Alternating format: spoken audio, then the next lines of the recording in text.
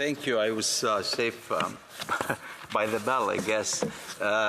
Madam Speaker, the question before us is not just whether the Iran Islamic Revolutionary Guard Corps as a terrorist entity. Their actions over the past 4 decades are such that such a designation is logical. It is also long overdue, and that may be why the government is so far refused to act. Having ignored past pleas from Iranian expatriates and other Canadians, the Liberals are too embarrassed to admit their mistake and to do the right thing. Following the protest in Iran since the death of Gina Mahsa Amini, conservatives are calling on this Liberal government to support the Iranian people's fight for a free and democratic Iran by listing the IRGC as a terrorist entity under the Criminal Code of Canada. They refuse. The murder of Gina Mahsa Amini was just one of the long list of violations of human rights committed by the Iranian regime.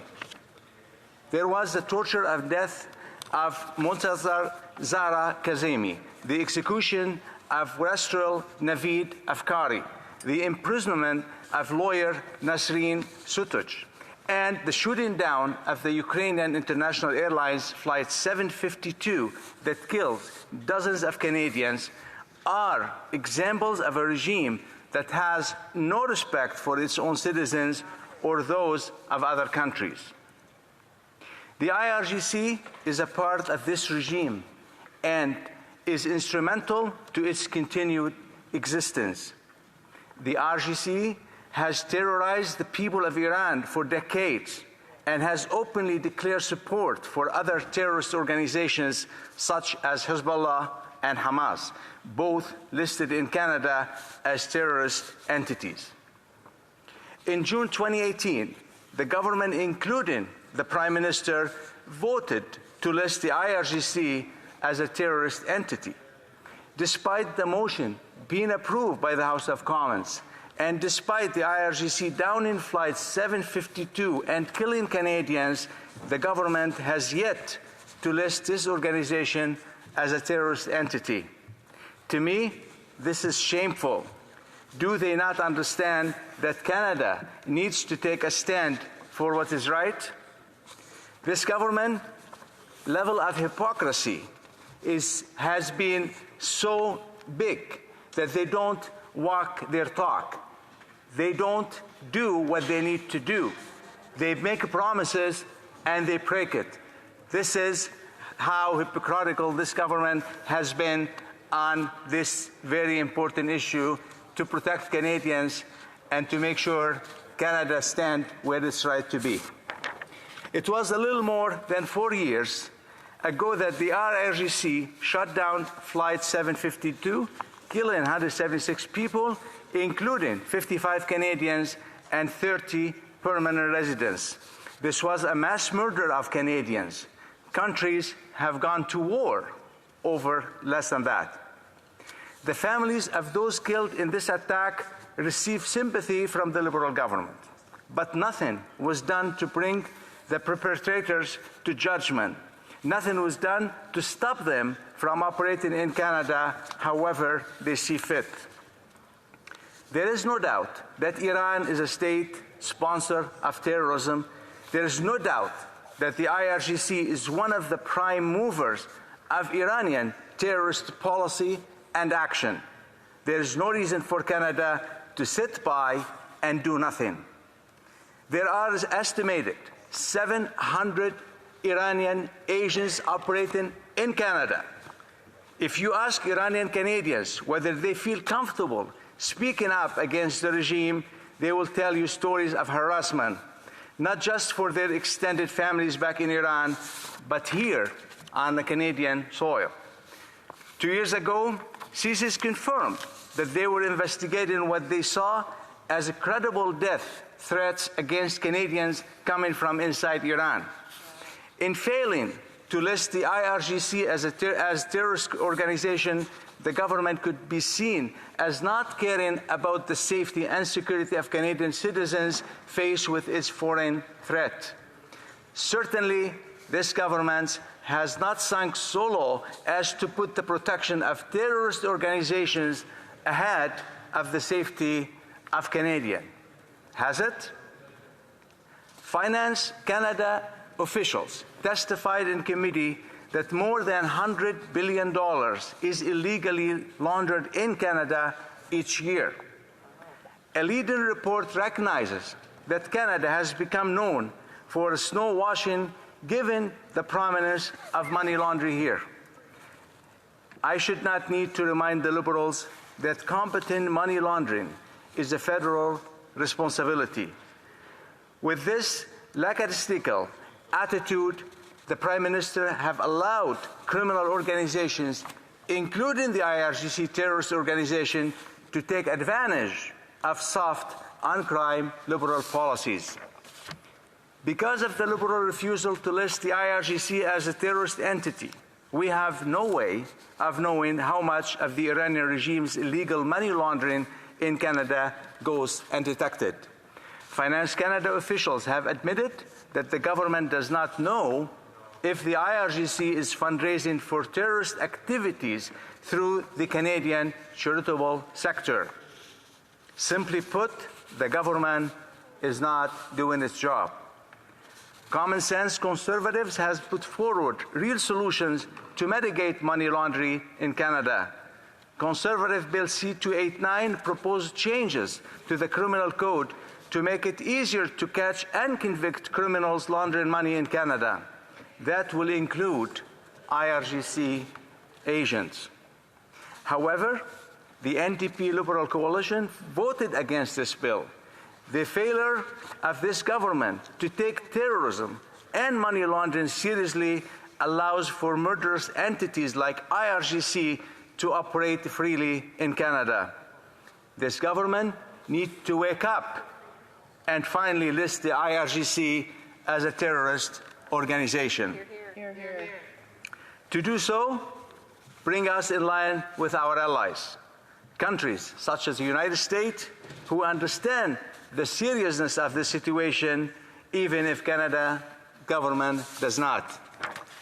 Other countries understand that an organization that has involved itself in conflicts in Lebanon, Yemen, Iraq, and Syria should not be allowed to freely export violence and chaos. The IRGC is open in its support for Hamas and Hezbollah, two organizations that have been recognized as terrorist entities. It does not make sense that the organization that funds the activities of Hamas and Hezbollah should be called to account for their terrorist actions. What we are discussing here is an organization with a history of exporting violence and mayhem as it seeks to destabilize other countries in the region. Not only that, this is an organization that is used as a tool of state-sponsored torture and repression against its own citizens. We have talked about this in the House before. The will of the House is to have the IRGC listed as a terrorist organization here in Canada. Apparently, though, despite the overwhelming evidence, that is not the will of the Liberal government. I do not understand the reasons for their inaction. It isn't as if they believe that they should sponsor terrorism and terrorist organizations. If they don't believe the reports from CSIS or Finance Canada, they should say so. Canadians deserve an explanation for years of Liberal inaction. The time for empty words and hollow announcements is over. It's time for this government to take action to support the Iranian people's struggles for freedom, do the right thing, and list the IRGC as a terrorist entity in Canada. Thank you, Madam Speaker. Questions and comments? The honourable member for Sherwood Park for Saskatchewan. Thank you very much, Madam Speaker. I think this member just gave an excellent and powerful speech about the importance of listing the IRGC as a terrorist organization. And I know, talking to communities across Canada, there is wide support for this proposal. And there are many different communities who see the negative impacts of IRGC violence. The Iranian community, the Jewish community, the Iraqi community, the Lebanese community, the Yemeni community. IRGC violence, communities in South America as well are now talking about how the Iranian regime is spreading their violence and collaborating with authoritarian regimes in South America. Now, we're going to have a vote on this motion on Wednesday. I think that motion is going to pass based on what the opposition parties have said. We'll see what the government does. But at the end of the day, what we need is executive action or the passage of my bill C-350. It's not good enough to just pass a motion. So after that motion on Wednesday is voted on, and if it passes, what should we expect the government to actually do? Because a motion like this passed before, 6 years ago, and they did absolutely nothing in 6 years. So we'll pass the motion, I hope, again on Wednesday, but we need to hold this government's feet to the fire, because what really matters is whether it actually gets done. Honourable Member for Edmonton Manning. Thank my colleague from Sherwood Park for Saskatchewan for excellent question and a lot of work on these issues and many other issues of human rights and security for Canada and for other communities, all communities in Canada. Based on the record of this government, I don't hold my breath. I can't be optimistic about what they can do because they haven't been respecting the will of the House to act on what they should be acting on. The other motions been here over a year and they still haven't acted, actually almost 2 years. They haven't been acted on it.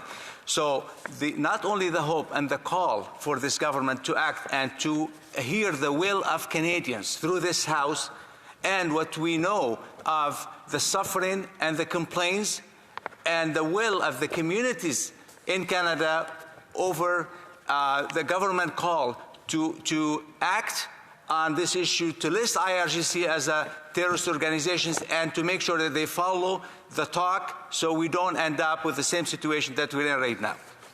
The Honourable Member for Abitibi-Témiscamingue. Thank you, Madam Speaker. I'd like to thank my colleague for his speech. I'd like to know what the steps are and what can we expect from his government upcoming. The Honourable Member. Well, the expectation of this government is the real expectation is to do what the governments do.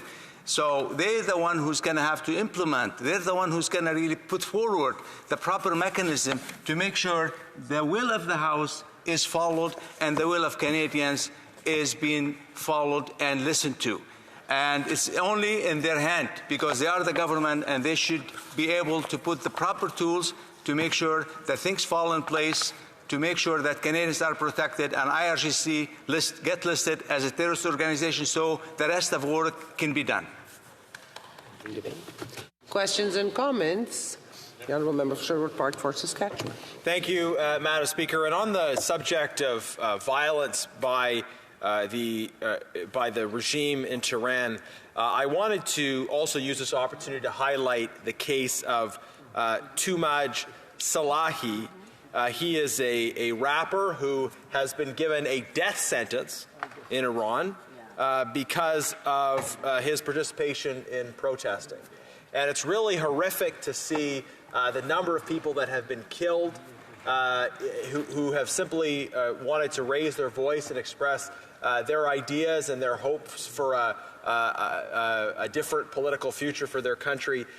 People of all ages, including many young people, in this case a rapper who's very well known, to have been killed or to face death sentences. And I want to add my voice to the many who have called for his release. It is cases like this that underline how utterly barbaric and inhuman this regime is, and how critical it is that this regime has to go. The first victims of the Iranian regime are the Iranian people, are brave young people like Tumaj who have spoken out and are now facing this kind of horrific state reprisal. So our thoughts are with him, his family, and we continue to call for his release. And I wonder if my colleague has a comment on that. The Honourable Member for Edmonton Manning. Thank you very much again for the question. I mean, we have experience here about Montrealer Zahra Kazemi, or execution of wrestler Naveed Afkari, or the lawyer Nasreen Sotoudeh. I mean, there's so many examples of how much this regime is willing to go in order to punish the people that they say no, the people that look for freedom, the people that look for better life for their own peers inside Iran and outside. The suffering of so many, the fear of so many not even thinking or dreaming to go back to visit with their parents or their families back home, and the fear that they see the regime have agents on Canadian soil and other international grounds that goes after those speaking of freedom from their own citizens. So the regime has no limit whatsoever to how much they want to reach and how far they want to go. And that's why right now the problem is at our doorstep. And we must, for once, protect Canadians on Canada's soul. We need to protect our own people, our own house, because that is the minimum that this government can do, and that's the minimum that we all can do. Questions and comments? Questions et commentaires? The Honourable Member of Sherwood Park, Fort Saskatchewan. Thank you, Madam Speaker. The member has spoken a lot about this tonight already. I know one of the key issues that the Iranian community in Canada has been highlighting is foreign state-backed interference. This really is the most pressing security threat to our country right now, is foreign states interfering in Canadian affairs. Of course, the Iranian regime is a major player, and there are many other players that we've been discussing over recent months and years in this House. And we've seen interference in our democracy through foreign state interference. But what is much more pernicious, I think, actually, is the threats of violence towards Canadians, especially targeted at members of diaspora communities. A few years ago, the Iranian regime was responsible for shooting down a flight, PS752, with many Canadians on it. Many in our region of Edmonton impacted by this in particular. And one young man whose wife was killed spoke out about what happened, and he faced threats here in Canada. Imagine that, someone speaking out about their wife being murdered by this regime and then facing threats here in Canada. So this underlines how critical it is that more action be taken on foreign state-backed interference to protect the Iranian community and many different communities that are facing attacks from beyond our shores. A very brief answer from the Honourable Member for Edmonton Manning. Yes, since it's been long overdue for government to act on some serious issues such as this one, I think there's enough indication by CCs, by Finance Canada, by our security forces that this is very serious and it must be dealt with in the highest level of responsibility by this government. So we're waiting after the vote for the government to show us and tell us the plan, how they can do this and how they can list the IRGC as a terrorist organization and what is the mechanism to be able to free up Canadians and to protect Canadians on this soul.